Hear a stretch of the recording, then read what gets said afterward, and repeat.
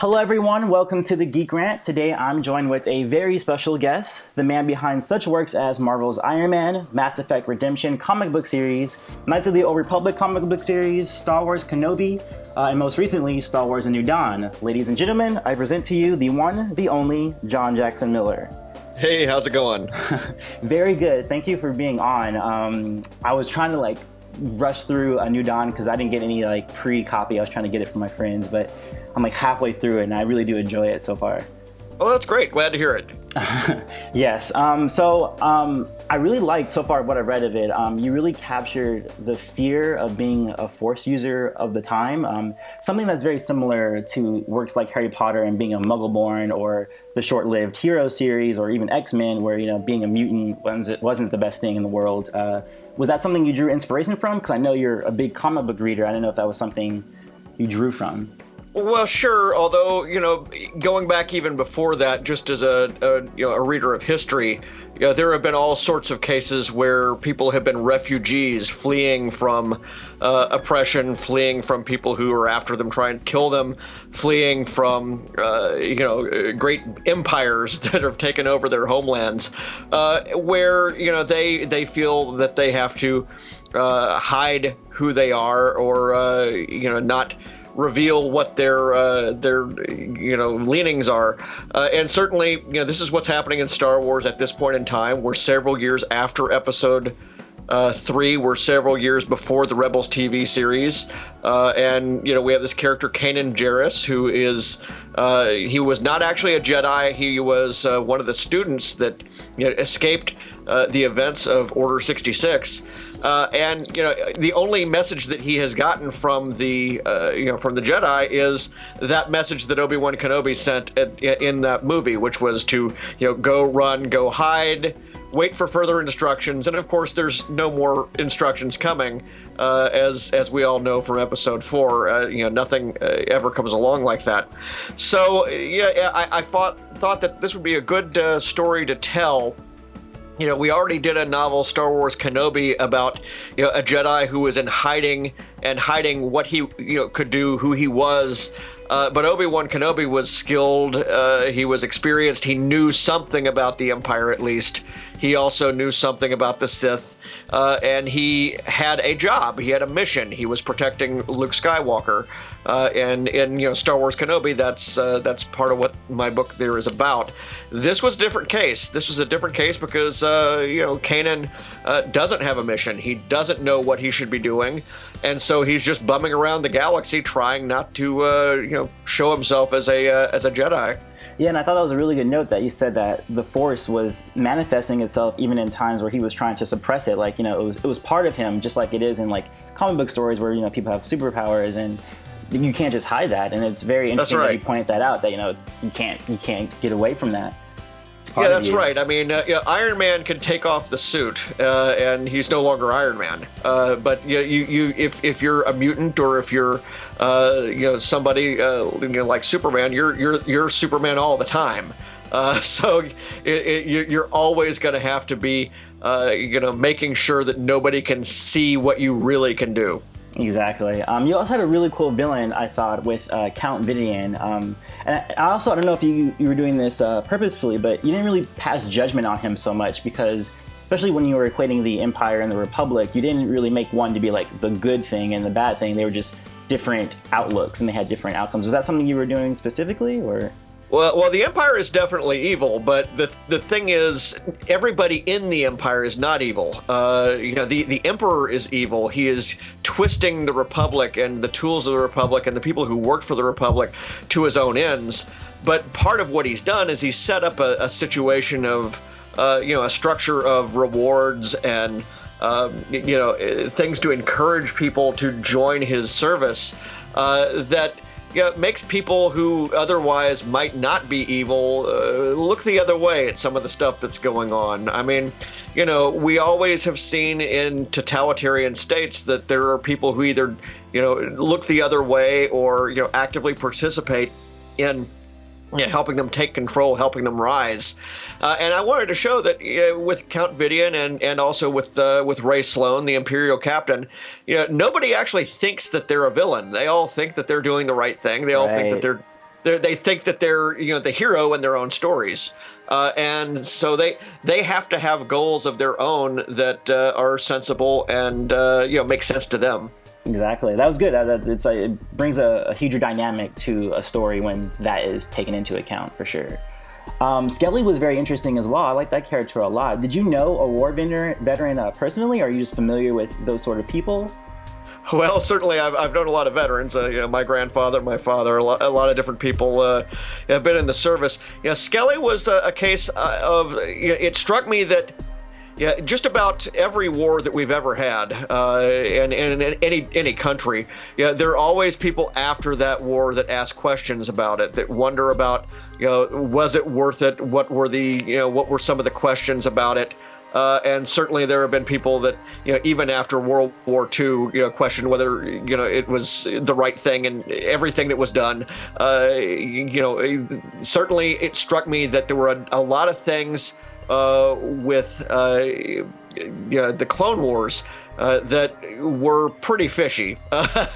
Certainly we know from the movies that the entire conflict with the Separatist was this trumped up thing that the Emperor had come up with.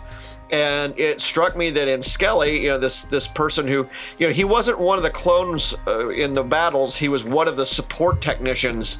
He was one of the guys that dug the trenches, who planted the mines, that sort of thing. He was an explosives expert.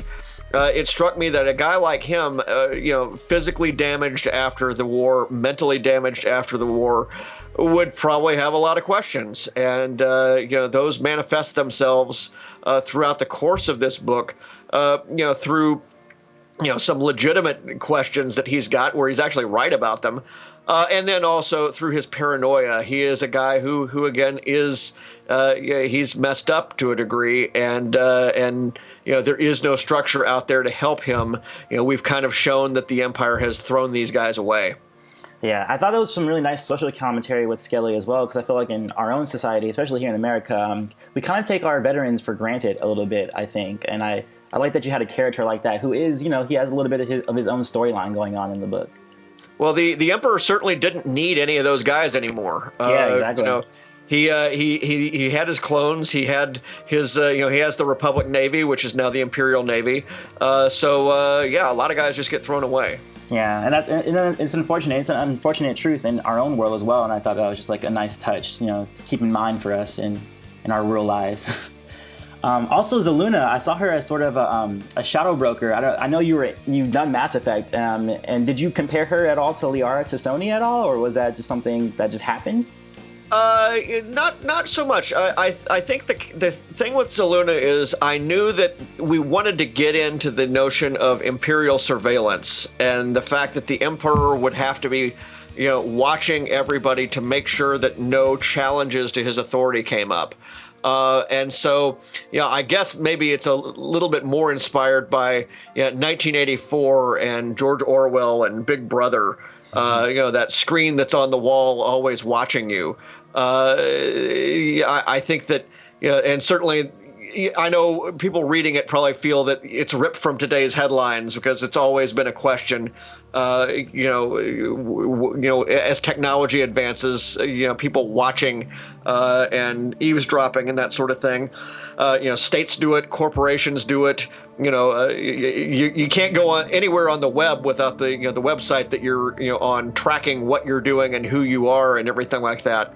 And Zaluna is a character who believes that those activities are legitimate and actually help people, but as the Empire has taken control of her her company's work, and really aggressively started to make consequences happen for people who say the wrong thing. She starts to take another look at what she's doing and thinks that, okay, maybe this is not such a good thing. Yeah, it's a bit of a Minority Report complex where you're trying to stop crimes before they happen, but those crimes may never actually happen. That's a great comparison. It is these people are all innocent before they actually do anything. Exactly. Or guilty before they have actually done anything. Exactly. So yeah, I know you had to do this with the story group, which is now like overseeing the canon between the movies, the novels, the comics, like everything. So everything's the same. How strict was it that you had to keep your story aligned within there? Well, the idea with the story group is that there are representatives there who are aware of everything that's going on in the TV series Rebels and also the movies, and everything that's going on in the comics and the novels and the games and what have you. And the whole idea is just to make sure that not only that our book is consistent with what happens in Rebels, but hopefully we were able to hint at some things that are going to happen in Rebels, and also because everything is now considered canon, it's all available to be used for if they wanted to draw upon the events of A New Dawn in Rebels or the movies or some comic book somewhere, it's available to happen because the story group was there at every step, watching this book, and they know what was in it. Always in the past, part of the problem was that the people and I'm not really talking Star Wars here, but for many years, the people that did tie-in fiction and the people that did the TV series that they were based on or the movies that they were based on, whatever they were, they didn't have any contact with each other. They didn't read each other's works. They didn't, the novelists didn't always get to see what was coming up in the next season of the TV show, whatever they were writing about. So this is a change in that, and it's the case. It is certainly the case that the earlier material still exists to be drawn from. We draw some ideas from it. There are some references in A New Dawn that came from some earlier books. So that hasn't been discarded. That's all still there, as possible source material.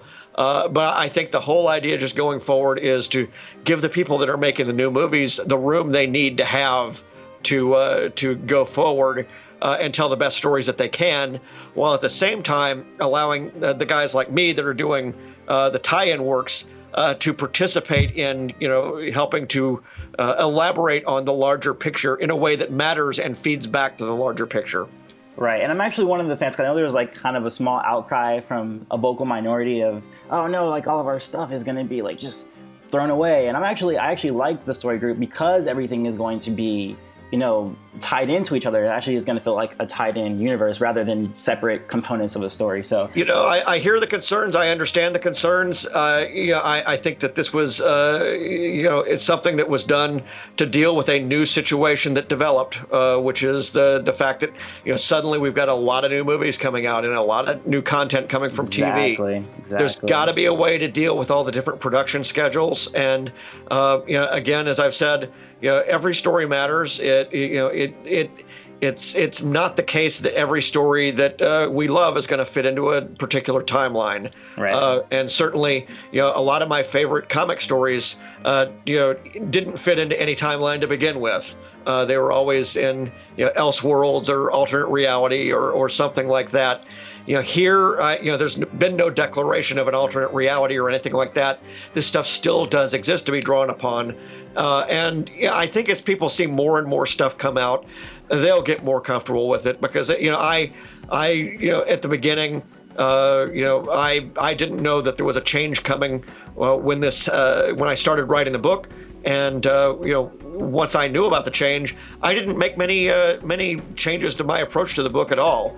I try to write every book so it reads well to somebody who hasn't read every other book out there. Every book is somebody's first. Yeah, I even extend that to your work in Kenobi and the Legends in general. As long as the material does not contradict directly into any main storyline, it still is a valid story, to see. So like Kenobi or any other, like the Bane trilogy, which I know everybody's like mad about, like those still could be, these stories as long as until you see something that conflicts with them, it's perfectly, it's a big galaxy. You can imagine that these things are back there. The thing with Legends is that parts of them can be true, but even if let's say they were to do an Obi-Wan Kenobi movie next year, and I don't think they're going to. But I'm so glad you mentioned that, because have you ever done screenwriting before? No, no, I haven't. I've been looking to do it someday, but they should totally get you to the script, Kenobi movie. Well, they know where to find me. No, I guess what I would say to this is that if they were to announce that they were going to make a movie tomorrow, I absolutely would not want the fact that I wrote my book to get in the way of them doing a picture. Because it really doesn't matter in the sense that my book will still exist. It'll still be, the people that enjoyed it would still hopefully enjoy the book. And, I don't know that it really is necessary, to a single story that it interlock necessarily with everything else to be good. Right. Okay, so I know I gotta let you go. For the last question, or I guess the last thing, is there any future projects you got going on? Any plugs you want to do for yourself? Yeah, actually, the next book I have coming out is my first Star Trek novel. It is called Star Trek: The Next Generation. Takedown. Takedown is the name of the subtitle, and this book is a blast. It is it pits Captain Picard versus his former protege, now superior officer, Admiral William Riker. They're in two different starships, and they are on two different sides of a particular conflict. And of course, they're still friends, as we would expect. But I wanted to pit them against each other because I really, everybody loves The Best of Both Worlds, that episode where Riker has to chase down Picard once he's been taken over by the Borg. And I came up with a situation that I thought would be really compelling. I mean, it's one of those stories where it's all taking place in spaceships. There's no we don't even set foot on a planet in the whole book. So that's a book that's coming out from Simon & Schuster, and that releases January 27th. If people want to find out more about my work, they can see notes on all of the books that I've done on farawaypress.com, and they can also check out my website. That's farawaypress.com, and also they can also check out my Twitter feed, which is JJMFaraway.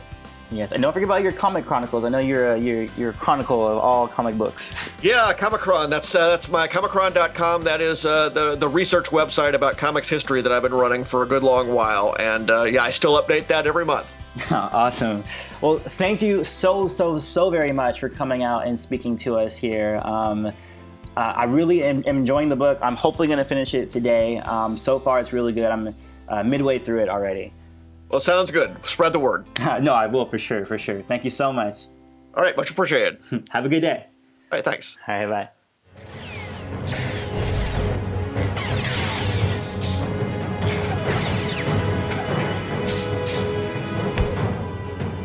So it is hard to determine which of these two would get the definitive edge. Does one consider raw talent better than experience? Or does the seasoned veteran trump the new recruit?